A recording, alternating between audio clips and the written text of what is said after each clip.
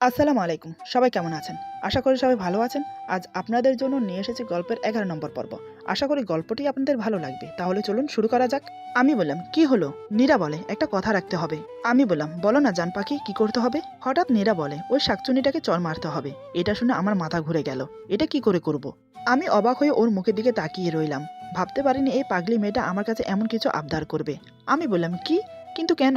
নীরা বলে, "জানি না আমি, কিন্তু মারতেই হবে। নয়তো আজ থেকে আমি তিশার কাছে ঘুমাবো।" আমি বললাম, "জান পাখি, এটা কি বলছো তুমি? এত মানুষের মধ্যে কি করে?" নীরা বলে, "বাই, আমি আপনাকে ফলো করব।" এই বলে নীরা চলে গেল। আমি বললাম, "এটা কি জ্বালায় পড়লাম আমি? আল্লাহ বাঁচাও আমাকে। কি জন্য যে আজ আমি এখানে আসলাম? কি করি এখন? আমার নীরপাখিটাও না এমন এমন বায়না করে, মনে হচ্ছে ঘন পিটুনি খাওয়াবে আমাকে।" তিশা বলে, "কি গো ভাবি, কই ছিলে এতক্ষণ?" নীরা বলে, "তোমার ভাইয়ের সাথে।" তিশা বলে, "বাহ বাহ, চলো চলো, মেয়ের গায়ে হলুদ দিতে হবে।" এরই মধ্যে আমি আসি। আমাকে দেখে নীরা বলে, "চলো চলো, আমরা যাই। বাসায়ও তো যেতে হবে।" এদিকে সবাই হইচই করে মজা করছে, কিন্তু আমি ভাবছি কি করে সোনিয়াকে মারা যায়। আমি বিড়বিড় করে বললাম, "ধুর, এভাবে কি আর সবার সামনে মারা যায়?" নীর যেভাবে বলল, মনে হচ্ছে আমি গিয়ে বললেই মেয়েটা ওর গাল এগিয়ে দেবে, আর আমি টকাশ করে একটা মেরে দেব। হ্যাঁ, আমি নীরকে মারি, কিন্তু ভালোবাসি তাই মারি। তাই বলে অন্য মেয়েকে কি করে বোঝাই আমি ওকে? হে আল্লাহ, পথ দেখাও। এদিকে নীরা বুঝলো আমি ওর সাথে যাই করি না কেন, অন্য কোনো মেয়েকে টাচ করার সাহস আমার নেই। কিন্তু আমার হাতে যে ওই মেয়েকে মার খাওয়াবেই, নীরা অনেক চিন্তা ভাবনা করে প্ল্যান করলো কিভাবে আমার হাতে ওকে মার খাওয়াবে। অনেক ভেবে চিন্তে একটা বুদ্ধি বের করলো। নীরা ইচ্ছে করে সোনিয়ার গায়ের সাথে ধাক্কা খেয়ে পড়ে যাওয়ার নাটক করলো। পরে গিয়ে পা ধরে চেঁচাতে শুরু করে। আমিও পেয়ে গেলাম সুযোগ। এই উসিলে গিয়ে আমাকে একটা থাপ্পড় মেরে দিতে হবে। আমি দেরি না করে সোনিয়া কিছু বোঝার আগে একটা থাপ্পড় মেরে দেই। আমি বললাম, "সাহস কি করে হয় তোমার ওকে ধাক্কা দিয়ে ফেলে দেওয়া?" তিশা বলে, ভাইয়া, আর সিন ক্রিয়েট করিস না।" আমি বললাম, "নীরা চলো, এখানে আর এক মুহূর্ত না।" নীরা বলে, উঠতে পারছি না তো, পায়ে ব্যথা।" এই কথা শুনেই আমি নীরাকে কোলে তুলে নেই। তারপর সবার সামনে দিয়ে হন হন করে বিয়ে বাড়ি থেকে বেরিয়ে আসি। এদিকে নীরা সোনিয়ার দিকে তাকিয়ে মুখ ভেচকি দিয়ে আমার গলা জড়িয়ে ধরে। তিশা ব্যাপারটা বুঝতে পেরে মনে মনে হাসতে থাকে। আমি নীরাকে গাড়িতে বসিয়ে দেই। আমি বললাম, "নীর পাখি, কোথায় লাগছে আমাকে দেখাও, খুব ব্যথা করছে, চলো এক্ষুনি তোমাকে ডাক্তারের কাছে নিয়ে যাই।" তিশা বলে, "হ্যাঁ ভাইয়া, ডাক্তার কাছে নিয়ে চল, ২-৪টা ইঞ্জেকশন দিলেই ঠিক হয়ে যাবে। ভাবির পায়ে তো খুবই ব্যথা, দেখলি না ভাই, দাঁড়াতেই পারছে না, তাই না ভাবি?" নীরা আমতা আমতা করে বলে, "না মানে হ্যাঁ।" তিশা বলে, "দেখছিস ভাইয়া, ভাবি কেমন তোতলাচ্ছে, ব্যথায় কথাও বলতে পারছে না।" নীরা চোখ বড় বড় করে তিশার দিকে তাকিয়ে মনে মনে বলে, "বাদরানি মেয়ে, ইচ্ছে করে আমাকে এমন টেপে ফালানো হচ্ছে না? উত্তিনি, বদমাস ভাই, শয়তানি বোন, তোকে দেখে নেব।" নীরা বলে, "আমার কিছু হয়নি, এমনি ঠিক হয়ে যাবে।" আমি বললাম, "কিন্তু নীর পাখি?" তিশা বলে ওঠে, "ভাই, তুই ভাবির কথা শুনিস না, তাড়াতাড়ি ডাক্তারের কাছে চল।" মুখে হাসি চেপে রেখে বলে তিশা। নীরা আবার বিড়বিড় করে বলে, "শাকচুন্নি, ইচ্ছে করছে দুই ভাই বোনকে কুচি কুচি করে কেটে জিলাপি বানাই।" নীরা বলে, "বললাম তো আমার কিছু হয়নি, আমি ডাক্তারের কাছে যাব না, বাসায় যাব।" আমি কিছু একটা ভেবে গাড়ি নিয়ে বেরিয়ে যাই। রাস্তায় হঠাৎই নীরা চেঁচিয়ে উঠে বলে, "এই এই, গাড়ি থামান, গাড়ি থামান।" নীরার কথা মতো আমি ধরপড় করে গাড়ি ব্রেক করি। আমি বললাম, "কি হলোটা কি?" নীরা বলে, "নামেন নামেন তাড়াতাড়ি।" তিশা বলে, "কেন, নামবো কেন?" নীরা বলে, "নামতে বলছি তাই।" নীরা হুড়মুড় করে গাড়ি থেকে নেমে পড়ে। আমি আর তিশাও নেমে আসি। নীরা হাত দিয়ে ইশারায় তেঁতুল গাছ দেখিয়ে দেয়। আমি বললাম, "কি বোঝাতে চাচ্ছ?" নীরা বলে, "আমি তেঁতুল খাবো।" আমি বললাম, "চলো, মার্কেট থেকে কিনে দিচ্ছি।" নীরা বলে, "না না, আমি এই গাছের তেঁতুলই খাবো।" তিশা বলে, "পাগল হলে নাকি, তেঁতুল পাড়তে গিয়ে মার খাবো নাকি?" নীরা তিশার দিকে রাগি চোখে তাকায়, আর তিশা চুপ মেরে যায়। আমি বললাম, "জান পাখি, মার্কেট থেকে আমি এত্তগুলো তেঁতুল কিনে দেবো, কিন্তু এখান থেকে না, গাছওয়ালা পিটাবে তো।" নীরা বলে, "না না, আমি এগুলোই খাবো।" বলেই মাটিতে লাফালাফি করছে। তিশা বলে, "ভাবি, তোমার পায়ে না ব্যথা?" তিশার কথায় নীরা ভ্যাবাচাকা খেয়ে যায়। সে কি করবে ভেবে পাচ্ছে না। নীরা মনে মনে বলে, "এর শাকচুনি তো আমাকে খুবই জ্বালাচ্ছে।" তারপর আমাকে উদ্দেশ্য করে বলে, "এখন কমে গেছে, আপনি কি তেঁতুল পারবেন নাকি আমি?" আমি বললাম, "আচ্ছা আচ্ছা, ঠিক আছে, কিন্তু পারবো কি করে?" নীরা বলে, "গাছে ওঠে, নয়তো ঢিল ছুঁড়ে।" তিশা বলে, "ভাই, ভাবি কিন্তু তোকে আজ নির্ঘাত মার খাওয়ানোর চিন্তা করে রেখেছে।" নীরা বলে, "তুমি চুপ করবে?" আমি কয়েকটা ছোট ঢিল নিয়ে গাছের দিকে ছুড়লাম, কিন্তু একটাও পড়ল না। নীরা বলে, "এভাবে সারাদিন ঢিল ছুড়লেও একটাও পড়বে না।" আমি বললাম, "তো?" নীরা আশেপাশে খুঁজে একটা বড় আকারের ঢিল এনে আমাকে দেয়। নীরা বলে, "এটা দিয়ে মারেন, একটা না একটা পড়বেই।" তিশা বলে, "ভাই না।" নীরা বলে, "আর একটা কথা বললে এই ঢিলটা দিয়ে তোমার মাথা ফাটিয়ে দেব।" এই কথা শুনে তিশা চুপ মেরে যায়। আমি ঢিলটা মেরে দেই, আর অনেকগুলো তেঁতুল পড়ে। নীরা সেগুলো কুড়োতে শুরু করে। এদিকে আমি লক্ষ্য করে দেখি 2-3টা লোক আর মহিলা ওই ঢিলটা হাতে নিয়ে চিল্লাতে চিল্লাতে আমাদের দিকে এগিয়ে আসছে। তিশা তো ওদের দেখেই দৌড়ে গিয়ে গাড়িতে বসে পড়ে বলে, "ভাই, ওই তেঁতুল পোকাটাকে নিয়ে এখনই ভাগ।" আমি নীরাকে ডাকলেও নীরা ওঠে না। পরে আমি নীরাকে পেছন থেকে চ্যাংমোড়া করে তুলে দৌড়ে দিই। গাড়িতে বসে তাড়াতাড়ি করে সেখান থেকে পালিয়ে আসি। নীরা বলে, "আপনি আমাকে এভাবে তুলে আনলেন কেন?" আমি কিছু বলার আগেই তিশা বলে, "ওভাবে না আনলে আজ ওরা নীর পাখিকে একদম তেঁতুল পাখি বানিয়ে দিত।" আমি তিশার কথা শুনে হো হো করে হেসে উঠি। নীরা বলে, "যত সব বাজে কথা, নাও এবার খাও।" তিশা বলে, "নো, অনেকগুলো থ্যাংক ইউ ভাবি, তুমি খাও।" নীরা আমাকে তেঁতুল দিতে চাইলো, কিন্তু আমি খাবো না বলে দেই। নীরা আনমনে তেঁতুল খেতে লাগলো। কিছু দূর আসতেই হঠাৎ নীরা আবার চেঁচিয়ে ওঠে গাড়ি থামানোর জন্য। তিশা বলে, আরে ভাই তুই গাড়ি থামালি কেন? তখনকার অর্ধেক কাজটা এখন পূরণ করে দেবে ভাবি। আমি বললাম, কি খাবে জান পাখি? নীরা মিষ্টি একটা হাসি দিয়ে বলে, ফুচকা। আমি বললাম, তুমি থাকো, আমি আনছি। নীরা বলেন, না আমিও যাব। আমি বললাম, ঠিক আছে নামো। আমি আর তিশা গাড়ি থেকে নেমে যাই। নীরা গাড়ি থেকে নামতে শাড়ির কুচির উপরে পা পরে খুলে যায়। নীরা বলে, হাই আল্লাহ। নীরার মুখে এই কথা শুনে দেখে নীরার শাড়ি খুলে গেছে। আমি বললাম, ও শেট, তিশা তোর ভাবিকে আড়াল করে দাঁড়া। আমি গাড়ির দরজা খুলে এক পাশ থেকে নীরাকে আড়াল করে দাঁড়াই। নীরা শাড়ি গুটিয়ে নিয়ে দাঁড়ায়। আমার দিকে তাকিয়ে দেখে আমি রাগী দৃষ্টিতে তাকিয়ে আছি। আমি বললাম, ইচ্ছে করছে থাবড়িয়ে গাল লাল করে দেই। ভাগ্যিস এখানে কোনো লোকজন নেই, নয়তো কি হতো। হ্যাঁ। নীরা বলে, বকছেন কেন? কুচিটাই তো খুলেছে, শাড়ি তো ঠিকই। আমার দিকে তাকিয়ে চুপ মেরে যায়, কথা শেষ করে না নীরা। আমি শাড়ির কুচি ঠিক করে গুজে দিতে গেলাম। নীরা বলে, আমি পারবো। আমি বললাম, চুপ। শাড়ির কুচি গুজে দেবার সময় নীরার পেটের সাথে আমার হাতের ছোঁয়া লাগতেই নীরা আমার হাত চেপে ধরে। নীরা বলে, আমি করি প্লিজ। আমি কিছু না বলে ছেড়ে দিলাম। তারপর নীরা কুচি গুজে শাড়ি ঠিক করে নেয়। তিশা বলে, কি ম্যাম, ভালো করে ঠিক করে নিয়েছেন তো সব? রাস্তায় কিন্তু ফাঁকা পাবেন না। আমি বললাম, দুটোকেই থাবড়িয়ে ঠিক করে দেবো, সবসময় ফাজলামি। চুপচাপ গাড়িতে বসো, আমি ফুচকা নিয়ে আসি। বলেই চলে যাই ফুচকা আনতে। তিশা বলে, ভাবি কাজটা তুমি মোটেই ঠিক করোনি আজ। নীরা তেঁতুল খেতে খেতে বলে, কেন, আমি আবার তোমাকে কি করলাম? তিশা বলে, মেয়েটাকে শুধু শুধু মার খাওয়ালে আজ। তিশার কথা শুনেই নীরা খাওয়া বন্ধ করে মনে মনে বলে, এই পেতনি, তোর কেন এত গা জ্বলছে রে? দরদ একদম উতলে পড়ছে না? জানা ওর কাছে তোর রাক্ষস ভাইটাকে ওই রাক্ষসীর গলায় ঝুলিয়ে দে। আমি বেঁচে যাই ওই গুন্ডাটার হাত থেকে। শার্নি, বিড়ালনি, গুন্ডারানি, ধুর কিসব বলছি আমি। তিশা বলে, কি গো, কি বলছি তোমাকে, শুনছো না নাকি? নীরা বলে, হুম বলো। তিশা বলে, কি তাহলে আমার কথাটা মিলে গেল তো? বাজিতে তাহলে আমারই জিত হলো। নীরা বলে, কিসের বাজি? তিশা বলে, আরে মনে নেই, আমি বলেছিলাম তোমাকে তুমি ভাইয়াকে ভালো না বেসে থাকতে পারবে না। কি মিলে গেল তো? নীরা বলে, কি যাতা বলছো? তিশা বলে, এখানে যাতার কি আছে? নীরা বলে, যাতা নয়তো কি? আমি কবে বললাম যে আমি তোমার ভাইকে ভালোবাসি? তিশা বলে, মানে কি বলছো তুমি? অন্তত আমার কাছে মিথ্যে বলো না তুমি। ভাইয়ের উপর তোমার ভালোবাসা আমি উপলব্ধি করছি। আচ্ছা আমার কথা বাদ দাও, আজ যা হলো তারপরেও তুমি কি করে বলো যে তুমি ভাইকে ভালোবাসো না? হাউ ইম্পসিবল ভাবি। নীরা কি বলবে সত্যি ভেবে পায় না। কারণ সত্যি নীরা আমাকে খুব ভালোবাসে, কিন্তু নীরার মধ্যে কোনো এক জড়তা কাজ করছে এই সত্যটা মেনে নিতে। নীরা কোনো কিছু না বলে গাড়ি থেকে নেমে পড়ে। তিশা বলে, সত্যিটার কাছ থেকে পালাচ্ছ? নীরা বলে, পালাবো কেন? তিশা বলে, তা তুমি জানো। নীরা বলে, আমি মোটেই পালাচ্ছি না, আর আমি মিথ্যেও বলছি না। তিশা বলে, কি মিথ্যে বলছো না তুমি ভাবি? নীরা বলে, এইটা যে আমি তোমার ভাইকে ভালোবাসি না, আর কোনোদিন বাসতেও পারবো না। তিশা কিছু বলতে যাবে, ঠিক তখনই খেয়াল করে দেখে আমি দাঁড়িয়ে আছি। তিশা আমার মুখের দিকে তাকিয়ে বুঝতে পারে আমি নীরার সব কথা শুনেছি। তিশা বলে, ভাই তুই কখন এলি? নীরা তিশার কথায় চমকে ওঠে, পিছন ঘুরে দেখে আমি দু হাতে প্যাকেট নিয়ে ছলছল দৃষ্টিতে ওর দিকে তাকিয়ে আছি। আমার দিকে তাকিয়ে আমার দৃষ্টি দেখে নীরার বুকের মধ্যে মোচড় দিয়ে ওঠে। নীরা কিছু বলতে যাবে তার আগেই আমি তিশার হাতে প্যাকেট ধরিয়ে দিয়ে গাড়িতে উঠে বসি। নীরা কিছু না বলে গাড়িতে উঠে বসে। আজ ওর কথায় আমার মনটা ভেঙে গেছে, সাথে তিশারও। নীরা বুঝতে পারে তিশাকে জব্দ করতে গিয়ে সে আমার মনে কষ্ট দিয়ে ফেলেছে। সে আজ বড় একটা গড়বড় করে ফেলেছে। পুরো রাস্তায় নীরার সাথে আমরা কেউ কথা বলিনি। নীরার খুব খারাপ লাগে। বাসায় এসে তিশা নীরার হাতে প্যাকেট ধরিয়ে দিয়ে রুমে চলে যায়। আমি একটা শুকনো হাসি দিয়ে বললাম, জান পাখি খেয়ে নাও, সব ঠান্ডা হয়ে যাবে। বলেই ভিতরে চলে যাই। এক মুহূর্ত দাঁড়াই না। নীরা আমার চলে যাবার দিকে তাকিয়ে থাকে। নীরা বলে, এই ছেলেটা আমাকে এত কেন ভালোবাসে? এতটা কষ্ট দেই আমি, তারপরও আমার উপর থেকে ওর ভালোবাসা একটুও কমে না।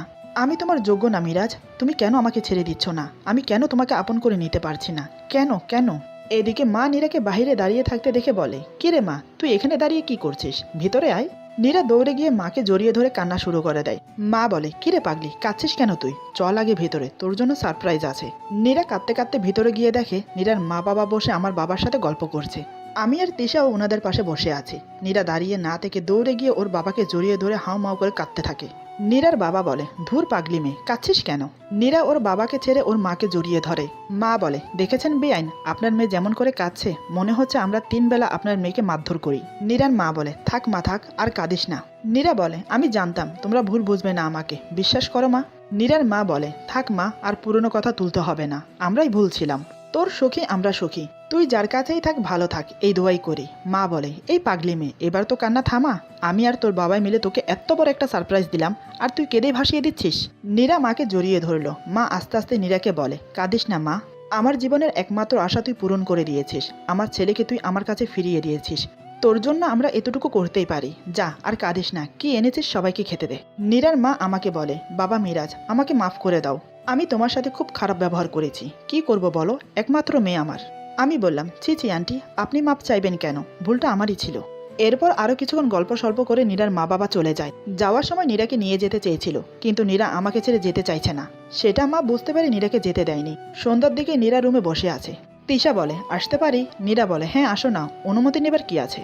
তিশা একটা খাম এগিয়ে দিয়ে বলে, এটা আপনার জন্য। নীরা বলে, আমাকে আপনি বলছো কেন? আর এটা কি? তিশা বলে, ব্যাংককের ফ্লাইটের টিকিট, আর এতে 1,00,000 টাকা আছে। নীরা বলে, এগুলো দিয়ে আমি কি করব? তিশা বলে, টাকা ফুরিয়ে গেলে আমার সাথে কন্ট্যাক্ট করবেন, আমি পাঠিয়ে দেব। নীরা বলে, কি বলছো তুমি এসব? তিশা বলে, আর হ্যাঁ, আজ রাত 10টায় ফ্লাইট, আপনি প্যাকিং করে তৈরি থাকবেন। আমার ভাই আসার আগে আপনাকে এই বাড়ি থেকে আমার ভাই থেকে মুক্তি করে দেব। নীরা বলে, তুমি কেন করছো এসব? তিশা বলে, কেন আবার? বাজিতে হেরেছি তো। আর সত্য অনুযায়ী আপনাকে এই বাড়ি থেকে বের করতে আপনাকে সাহায্য করতে হবে, তাই না? নীরা বলে, তাড়িয়ে দিচ্ছ আমাকে? তিশা বলে, সেই স্পর্ধা আমার কোনোদিনও হবে না। তুমি চাইছো তাই, তুমি ভালো করেই জানো আমার ভাই তোমাকে কোনোদিনও ছাড়বে না। আর তুমি তো আমার ভাইকে ভালোই বাসো না, কোনোদিনও বাসতেও পারবে না। তুমি কেন আমার ভাইয়ের কাছে থেকে কষ্ট পাবে? তার থেকে বড় কথা, আমার ভাই তোমার অবহেলা সহ ঠিকই করবে, কিন্তু ওর মনটা ঠিকই আস্তে আস্তে ভেঙে যাবে। নীরা বলে, তোমার ভাই আমাকে ছাড়া থাকতে পারবে না। তিশা বলে, সেটা তোমার না ভাবলেও চলবে, বেশি কিছু হলে কি হবে, মরে যাবে। তিশার কথা শুনে নীরা তিশার গালে থাপ্পড় মেরে দেয়। নীরা বলে, সাহস কি করে হয় তোমার এসব কথা বলার? কোথাও যাব না আমি, বলেই টিকিটটা ছিঁড়ে ফেলে দেয়। তিশা বলে, এতই যখন ভালোবাসো তো মুখে স্বীকার করো না কেন? কেন আমার ভাইটাকে এত কষ্ট দিচ্ছ? তিশার কথা শুনে নীরা তিশাকে জড়িয়ে ধরে কেঁদে ফেলে। নীরা বলে, I am sorry Tishu, please forgive me. আমি তোমার ভাইকে বড্ড ভালোবাসি, ওকে ছাড়া আমি থাকতে পারবো না। প্লিজ এরকম কথা আর কখনো বলো না। তোমার কাছে অনুরোধ আমার, আমাকে যেতে বলো না। তিশা বলে, ভাবি কেঁদো না, আমাকে মাফ করে দাও, আমি তোমাকে কাঁদাতে চাইনি। নীরা বলে, তোমার ভাই আমাকে অনেক ভালোবাসে, আমি এ ভালোবাসা অবহেলা করতে পারিনি, বড্ড ভালোবাসি ওকে আমি। ওর রাগ, ওর বকা, ওর জোর করে অধিকার খাটানো, ওর হাতের মার, তারপর আবার আদর করে দেওয়া, ওর সবকিছুকে ভালোবাসি আমি। ওর এই অদ্ভুত ভালোবাসার জালে আমি আটকে গেছি, ও আমার অভ্যাস হয়ে গেছে, ওকে ছাড়া আমি বাঁচতে পারবো না, তুমি আমাকে তাড়িয়ে দিও না। তিশা বলে, এত ভালোবাসো তো আমার ভাইকে এত কষ্ট কেন দাও? নীরা বলে, আমি কিছুতেই বলতে পারি না, ও আমার জীবনের চাবি হয়ে গেছে, তোমাকে বোঝাতে পারবো না। আমার মধ্যে একটা জড়তা কাজ করে, বিশ্বাস করো আমি ওকে কষ্ট দিতে চাই না, কিন্তু তাও বারবার কষ্ট দিয়ে ফেলি। তিশা বলে, ভাবি আজ আমি অনেক খুশি, তুমি যে আমার ভাইকে এত ভালোবাসো তা জেনে। কখনো ছেড়ে যেও না ওকে, তুমি টাইম নাও, ভাইয়ের কাছে নিজেকে ফ্রি করো, ভাইয়াকে বোঝার চেষ্টা করো, সব ঠিক হয়ে যাবে। এমন সময় মা বলে, কিরে তোরা কিসের গুজুর গুজুর করছিস তখন থেকে? চল বাহিরে, আমি এত কষ্ট করে পিঠা বানালাম, আর তোদের বাবাইও বসে আছে না খেয়ে তোদের জন্য। তিশা বলে, মামনি চলো। নীরা বলে, একটু পরে গেলে হয় না? আপনার ছেলেকে। কথা শেষ হবার আগেই তিশা বলে, মামনি চলো, ভাইয়া আসুক তারপরে খাবো, ততক্ষণে সব রেডি করি। এই বলে তিশা আর মা চলে গেল। নীরা আমাকে ফোন করলো, একবার রিং হওয়াতেই আমি ফোন রিসিভ করি। নীরা বলে, হ্যালো। আমি বললাম, হ্যাঁ জান পাখি বলো। নীরা মনে মনে বলে, এই ছেলেটা আমাকে এই নামে ডেকেই মেরে দিয়েছে। নীরা বলে, ব্যস্ত আছেন? আমি বললাম, একদম না। নীরা বলে, ও। আমি বললাম, নির্পাখি। নীরা বলে, আমি বললাম, কিছু বলবে? নীরা বলে, না আসলে হ্যাঁ। আমি বললাম, কি হয়েছে জান পাখি বলো, কেউ কিছু বলেছে? নীরা বলে, না না, কেউ কিছু বলেনি। আমি বললাম, তো কিছু লাগবে? নীরা বলে, না। আমি বললাম, তাহলে? নীরা বলে, না আসলে এখন বাসায় আসতে পারবেন? আমি বললাম, কেন? নীরা বলে, আসলে বাবাই আসতে বলল। আমি বললাম, না ব্যস্ত আছি, যেতে পারবো না।